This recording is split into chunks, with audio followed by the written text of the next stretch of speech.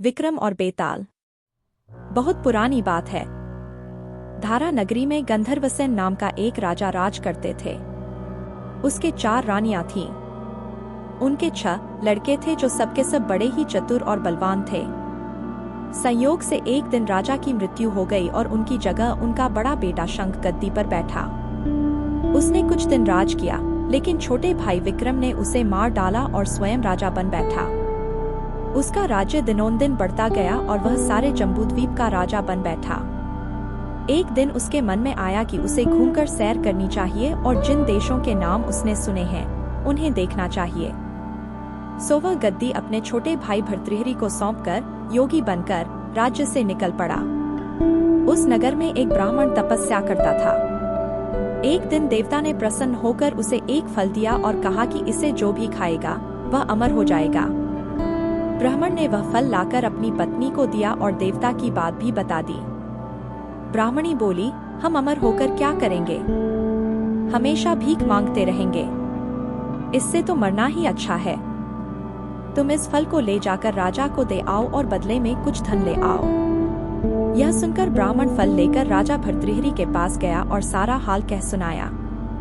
भर्तृहरि ने फल ले लिया और ब्राह्मण को 1 लाख रुपए देकर विदा कर दिया। भर्तृहरि अपनी एक रानी को बहुत चाहता था। उसने महल में जाकर वह फल उसी को दे दिया। रानी की मित्रता शहर कोतवाल से थी। उसने वह फल कोतवाल को दे दिया। कोतवाल एक वेश्या के पास जाया करता था। वह उस फल को उस वेश्या को दे आया। वेश्या ने सोचा कि यह फल तो राजा को खाना चाहिए। वह उसे लेकर राजा भर्तृहरि के पास गई और उसे दे दिया। भर्तृहरि ने उसे बहुत सा धन दिया, लेकिन जब उसने फल को अच्छी तरह से देखा तो पहचान लिया। उसे बड़ी चोट लगी, पर उसने किसी से कुछ कहा नहीं। उसने महल में जाकर रानी से पूछा कि तुमने उस फल का क्या किया?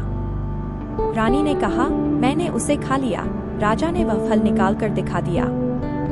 रानी घबरा गई और उसने सारी बात सच सच कह दी। भर्तृहरि ने पता लगाया तो उसे पूरी बात ठीक ठीक मालूम हो गई। वह बहुत दुखी हुआ। उसने सोचा, यह दुनिया मायाजाल है, इसमें अपना कोई नहीं। वह फल लेकर बाहर आया और उसे धुलवाकर स्वयं खा लिया।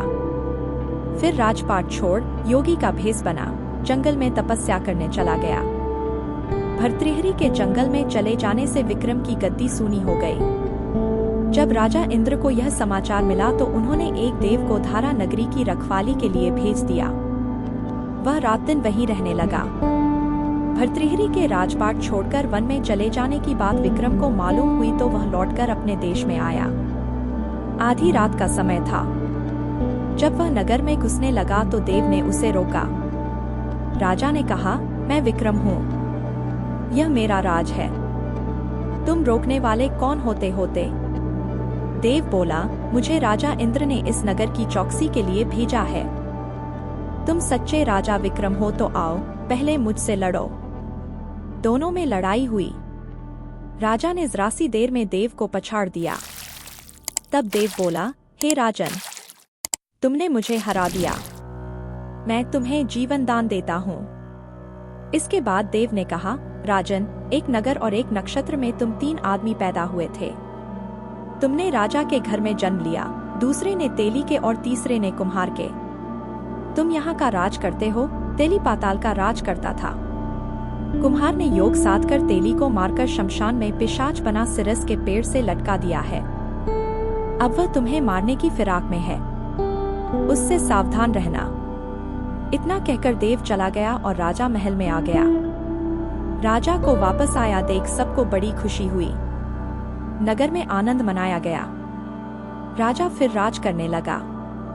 एक दिन की बात है कि शांतिशील नाम का एक योगी राजा के पास दरबार में आया और उसे एक फल देकर चला गया। राजा को आशंका हुई कि देव ने जिस आदमी को बताया था कहीं यह वही तो नहीं है। यह सोच उसने फल नहीं खाया, भंडारी को दे दिया। योगी आता और राजा को एक फल दे जाता। संयोग से एक दिन राजा अपना अस्तबल देखने गया था। योगी वहीं पहुंच और फल राजा के हाथ में दे दिया।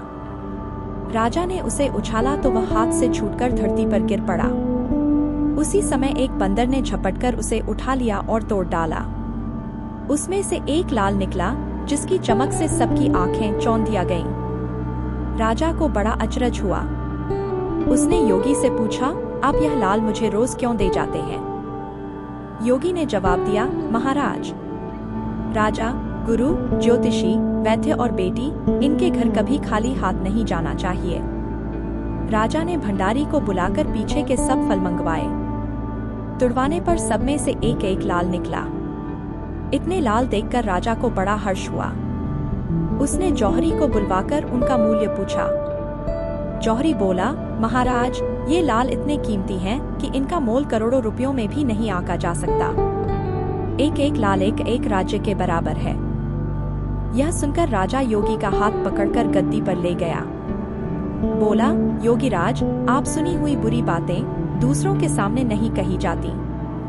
राजा उसे अकेले में ले गया। वहां जाकर योगी ने कहा, महाराज, बात यह है कि गोदावरी नदी के किनारे मसान में मैं एक मंत्र सिद्ध कर रहा हूँ। उसके सिद्ध हो जाने पर मेरा मनोरथ पूरा हो जाएगा। तुम एक रात मेरे पास रहोगे तो मंत्र सिद्ध हो जाएगा। एक दिन रात को हथियार बांधकर तुम अकेले मेरे पास आ जाना। राजा ने कहा, अच्छी बात है। इसके उपरांत योगी दिन और समय बताकर अपने मठ में चला गया। वह दिन आने पर राजा अकेला वहां पहुंचा। योगी ने उसे अपने पास बिठा लिया। थोड़ी देर बैठकर राजा ने पूछा, महाराज, मेरे लिए क्या आज्ञा है? योगी ने कहा, राजन, यहाँ से दक्षिण दिशा में 2 कोस की दूरी पर मसान में एक सिरस के पेड़ पर एक मुर्दा लटका है। उसे मेरे पास ले आओ, तब तक मैं यहाँ पूजा करता हूँ। यह सुनकर राजा वहाँ से चल दिया। बड़ी भयंकर रात थी।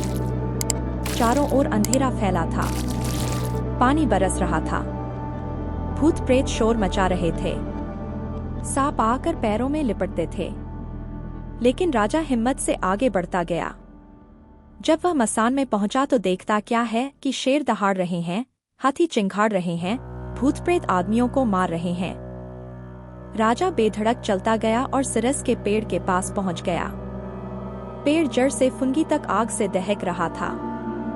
राजा ने सोचा, हो, यह वही योगी है जिसकी बात देव ने बताई थी। पेड़ पर रस्सी से बंधा मुर्दा लटक रहा था। राजा पेड़ पर चढ़ गया और तलवार से रस्सी काट दी। मुर्दा नीचे गिर पड़ा और दहाड़ मार मार कर रोने लगा। राजा ने नीचे आकर पूछा, तू कौन है? राजा का इतना कहना था कि वह मुर्दा खिलखिलकर हंस पड़ा। राजा को बड़ा अचरज हुआ। तभी वह मुर्दा फिर पेड़ पर जा लटका। राजा फिर चढ़कर ऊपर गया और रस्सी काट मुर्दे का बगल में दबा नीचे आया। बोला, बता, तू कौन है? मुर्दा चुप रहा। तब राजा ने उसे एक चादर में बांधा और योगी के पास ले चला। रास्ते में वह मुर्दा बोला, मैं बेताल हूँ। तू कौन है और मुझे कहाँ ले जा रहा है? राजा ने कहा, मेरा नाम विक्रम है। मैं धारा नगरी का राजा हूँ। मैं तुझे योगी के पास ले जा रहा हूँ। बेताल बोला, मैं एक शर्त पर चलूंगा। अगर तू रास्ते में बोलेगा तो मैं लौटकर पेड़ पर जा लटकूंगा। राजा ने उसकी बात मान ली। फिर बेताल बोला, पंडित, चतुर और ज्ञानी, इनके दिन अच्छी अच्छी बातों में बीतते हैं, जबकि मूर्खों के दिन कलह और नींद में। अच्छा होगा कि हमारी राह भली बातों की चर्चा में बीत जाए। मैं तुझे एक कहानी सुनाता हूँ, ले सुन, जिसे हम इसी चैनल की अगली वीडियो विक्रम बेताल भाग 2 में देखेंगे। धन्यवाद। स्वस्थ रहिए, मस्त रहिए तथा विक्रम बेताल की कथा का आनंद लेते रहिए।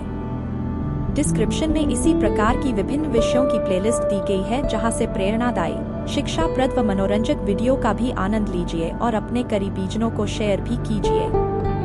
इन्हीं शुभकामनाओं के साथ पुनः मिलते हैं यूनिवर्सल हीलिंग बाय यूएसडी पर। पहली बार इस चैनल में आए हों और वीडियो देख रहे हों तो लाइक व सब्सक्राइब कीजिए और बेल आइकॉन प्रेस करना न भूलिए ताकि अगले वीडियो की नोटिफिकेशन मिल सके। पुनः आप सभी दिव्य आत्माओं को बहुत बहुत धन्यवाद। अपना आशीर्वाद बनाए रखें।